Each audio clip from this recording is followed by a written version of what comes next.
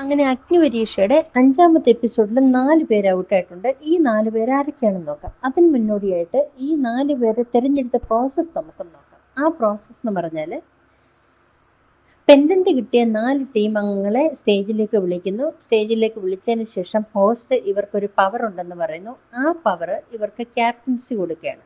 അങ്ങനെ 4 ക്യാപ്റ്റന്മാരെ എടുക്കുന്നു. ആ ക്യാപ്റ്റന്മാർക്ക് അവരവരുടെ ടീമിലേക്ക് ബാക്കിയുള്ളവരെ ഇഷ്ടമുള്ളവരെ 8 പേരെ വെച്ച് സെലക്ട് ചെയ്യാം. അങ്ങനെ ആ സെലക്ഷൻ പ്രോസസ്സ് കഴിഞ്ഞു. ഗെയിം എന്ന് പറഞ്ഞാൽ എം ആൻഡ് എക്ക് എന്ന് പറയുന്ന ഗെയിമാണ്. ആ ഗെയിം എന്ന് പറഞ്ഞാൽ 8 പാത്രത്തിൽ വിവിധ തരം ഭക്ഷണം നിരത്തി വെച്ചിട്ടുണ്ട്. അതിൽ നിന്ന് ഓരോന്നായി ഓരോരുത്തരെടുത്ത് കഴിക്കുമ്പം അവരുടെ ഫേസിലുണ്ടാകുന്ന വ്യത്യാസം എന്താണോ അതനുസരിച്ച് ഓപ്പോസിറ്റ് സൈഡിൽ നിൽക്കുന്ന ടീം പറയണം അത് എം ആണോ എക്കാണോ എന്നുള്ളത്. അങ്ങനെ ഇതിന് ആദ്യമായിട്ട് കളിക്കാൻ ഇറങ്ങുന്നതെന്ന് പറഞ്ഞാൽ ഒരു ഡയസിൽ 4 ക്യാപ്റ്റന്മാരുടെയും ഫോട്ടോ ഒട്ടിച്ചിട്ടുണ്ട്. ആ ഡയസ് ഇടുമ്പോൾ അതിൽ ഏറ്റവും മുകളിൽ വരുന്ന ആരാണോ അവരായിരിക്കും ആദ്യം കളിക്കുന്നത്. രണ്ടാമത് വരുന്ന ആരാണോ അവരായിരിക്കും ഓപ്പോസിറ്റിൽ നിന്ന് കളിക്കുന്നത്. പക്ഷെ ഇത് എക്സ്ചേഞ്ച് ആവുന്നുണ്ട്. ആദ്യത്തെ 8 പേരുടെ കളി കഴിയുമ്പോഴത്തേക്ക് അടുത്ത ബാച്ചിൻ്റെ 8 പേരുടെ കളിയാണ് നടക്കുന്നത്. അങ്ങനെ അവരെക്കുറിച്ചും മറ്റേവർ പറയണം. അങ്ങനെ കളി തുടങ്ങി. ആദ്യത്തെ ടീം എന്ന് പറഞ്ഞാൽ ആദ്യത്തെ ടീമിൽ ഫസ്റ്റ് കളിക്കാൻ ഇറങ്ങിയത് ഷിജിൻ ലാലായിരുന്നു. ഷിജിൻ ലാലും ടീമുമായിരുന്നു. സെക്കൻഡ് വരുന്നത് അവർക്ക് ഓപ്പോസിറ്റ് നിന്നത് ഷിൻജിത്തും ടീമുമായിരുന്നു. ഷിജിൻ ലാലിൻ്റെ ടീം അസലായിട്ട് കളിച്ചു. അവർക്ക് 9 പോയിന്റ് കിട്ടി. ഷിൻജിത്തിൻ്റെ ടീമിന് 7 പോയിന്റ് കിട്ടി. 2 പോയിന്റ് വ്യത്യാസത്തിൽ ഷിജിൻ ലാലും ടീമും ജയിച്ചു. അത് കഴിഞ്ഞിട്ട് അവരുടെ ടീമിൽ നിന്ന് വേസ്റ്റ് ആയിട്ടുള്ള 4 പേരെ തിരഞ്ഞെടുത്തത് സോന, ഷാനോ, ജെറ്റി ആൻഡ് നന്ദകിഷോർ. ഈ 4 പേര് ഔട്ട് ഹൗസിലേക്ക് പോയി. അതിനുശേഷം വന്ന ടീം എന്ന് പറഞ്ഞാൽ പ്രവീണിൻ്റെ രചനയുടെയും ടീമായിരുന്നു. അത് ഭയങ്കര ഇൻട്രസ്റ്റിംഗ് ആയിട്ട് തോന്നി ആ കളി. കാരണം ആദ്യം സ്കോർ ചെയ്തത് മൊത്തം പ്രവീണിൻ്റെ ടീമായിരുന്നു. രചനയുടെ ടീം പ്രവീണിൻ്റെ ടീം 6 പോയിന്റ് നേടി നിൽക്കുമ്പം രചനയുടെ ടീമിന് കിട്ടിയത് 2 പോയിന്റാണ്. എന്നാൽ അത് കഴിഞ്ഞ് ഇപ്പുറത്തേക്ക് ഷിഫ്റ്റ് ആയി കഴിഞ്ഞപ്പോഴത്തേക്ക് രചനയുടെ ടീമും കളിച്ചു കയറി. അവരും ഇവരും കൂടെ ടൈപ്പിലായത് കൊണ്ട് തന്നെ വീണ്ടും എക്സ്ട്രാ ഇവർക്ക് ഒരു ഗെയിം.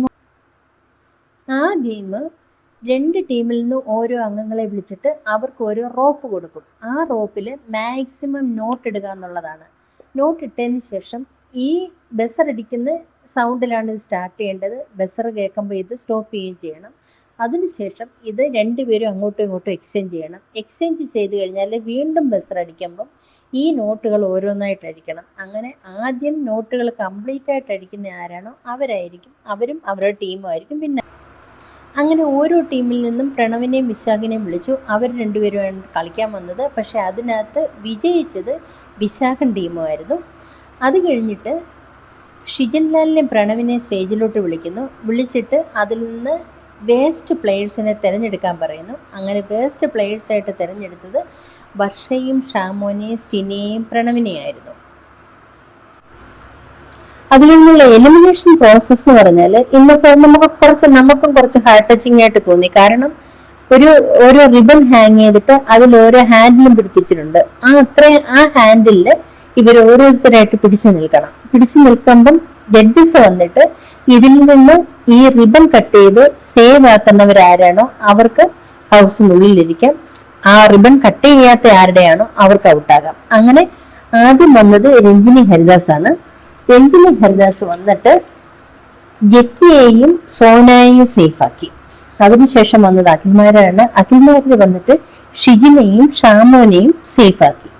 അതിനുശേഷമാണ് റിയാസ് വന്നിട്ട് പ്രണവിനെയും ഷിബിനെയും സേഫാക്കി. എനിക്ക് ഒന്ന് ഷിബിനയോട് കുറച്ചുകൂടെ ഒരു പേഴ്സണലി ഒരു താല്പര്യം, അതായത് നല്ലൊരു താല്പര്യം ഉള്ളതായിട്ട് എനിക്ക് റിയാസിന്റെ കാര്യത്തിൽ ഫീൽ ചെയ്തിട്ടുണ്ട്. കാരണം ആ കുട്ടി അതിന്റെ കുറച്ച് പ്രശ്നങ്ങൾ പറഞ്ഞിട്ടുണ്ടല്ലോ. അത് കറുത്തതായതുകൊണ്ട് അന്ന് നേരിടേണ്ടി വന്ന ആ ഒരു സമ്മർദ്ദങ്ങളെ കുറിച്ചൊക്കെ പറഞ്ഞിട്ടുള്ളത് അവരുടെ മനസ്സിൽ, അല്ലെ ജഡ്ജസിന്റെ ആയാലും BB ഹൗസിലുള്ളവരുടെ ആണെങ്കിലും മനസ്സിലൊരു ഇമ്പാക്ട് ഉണ്ടാക്കിയേക്കുന്നുണ്ടായിരിക്കും ഷിബിനെ അവർ സേഫ് ആക്കിയത്. അങ്ങനെ ഇന്നത്തെ എലിമിനേഷൻ പ്രോസസ്സ് കംപ്ലീറ്റ് ആയിരിക്കുന്നു. അടുത്ത വീഡിയോയുമായി വരാം.